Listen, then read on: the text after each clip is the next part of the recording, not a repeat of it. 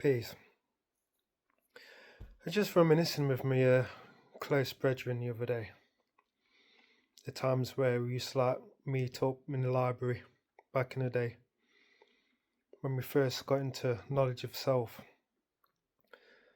And back in them days, there was no social media, so you had to search bookshops or drive to cities and search out the Afrocentric bookshops and what have you, or go to the library and try and find some interesting book that was lurking around. Anyway, long and short of it now, I remember we met up one day and we was chatting about various subjects, and he goes, you know what? This was when we was 18, 19. He goes, you know what? I've always wanted to go Spain. And I was like, what do you want to go Spain for? So I mean, it's just a load of yobbos go over there and drink beer. You know what I mean? You're like, it'll spoil your holiday. You know, you're trying to go abroad to escape all of this beer drinking culture. And he's like, nah. He goes, I want to see some of them castles over there. They were built by black people. I was like, what? I goes, in Spain? He goes, yeah. He goes, there was civilization there that ruled it for centuries. They were called the Moors. Back in these days, I had no idea what he was talking about. No idea. Black people and Europe, it didn't marry itself up to me back then. I goes, you're serious? He goes, yeah. He goes, go and search it up, man. Go and look it up. I didn't believe him. I thought he was pulling my leg. But he was he was really intent on it. He goes, yeah, I gotta go. I was like, okay. So anyway, I thought to myself, right, there's this nice little second-hand bookshop. I thought I'm going to look for something in there on the moors to just, solidify what he said. Because I thought to myself, because remember, at the time I was only 17, 18. And all through schooling, none of this was mentioned. This was the first time I ever heard of the Moors. So I was like, nah, my man's pulling my leg. So anyway, I goes into this second-hand bookshop. I used to love it. It was, them second-hand bookshops. There's books all over the place, stacked up on the floor and everything. So I'm looking for the Moors now. And I goes to the bloke that owned the shop. I goes, you got any books on the Moors? He goes, yeah, sure.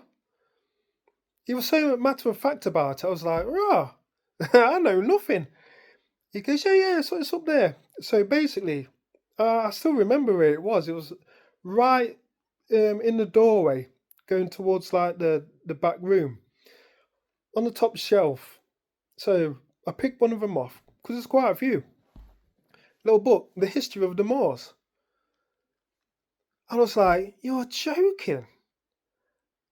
I was thinking to myself, I felt conned. I felt absolutely conned, because we went through all of that primary school, secondary school.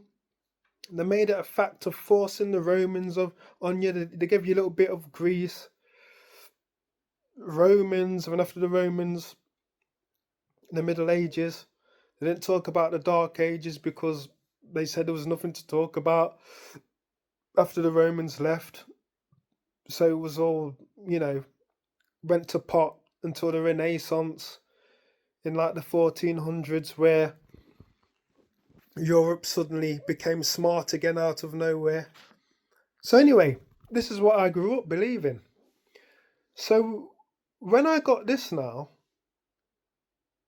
I was kind of angry. Because every time I used to ask the teachers, I was like, so what was cracking off then? After the Romans left Western Europe? Same old routine. Well, there was nothing. There's no books. Nothing was written down. It went into savagery and all of this. People were having a hard time. That's why we fast forward and, just go into the Renaissance after a bit, and because there was nothing to like really write about. What a lie that was. It's well documented, mate. Well documented. Well documented. I got books upon books on it in my yard. Well documented. They lied. They lied. Big time. So this one little book, you know, obviously it was an overview, but it was like covering like 800 years of history in Europe. I was like, you're joking, mate. You're having a laugh. You're having a laugh. Yeah, I was vexed. That threw me off. I had trust issues after that. Regarding people telling me about history, because I was like, nah, mate, I'm going to search that one out for myself. But yeah, 800 years swept under the carpet. Wow. What I got to say to that. Wow. Nah, mate, you got to teach that in schools. How did you manage to hide it though? This is what I mean. Because once you know, I knew about it. You know, I've seen books all over the place on it. How did you manage to keep that from us, man, as kids? That's not good. You shouldn't hide history like that at all. That's not good. I was basically brought up by liars. You know what I mean? If you hide the truth, it's just as much as telling a complete and utter lie. Because you're obstructing truth. That's a falsehood as far as I'm concerned. But yeah, just reminiscing the other day. 800 years swept under the carpet.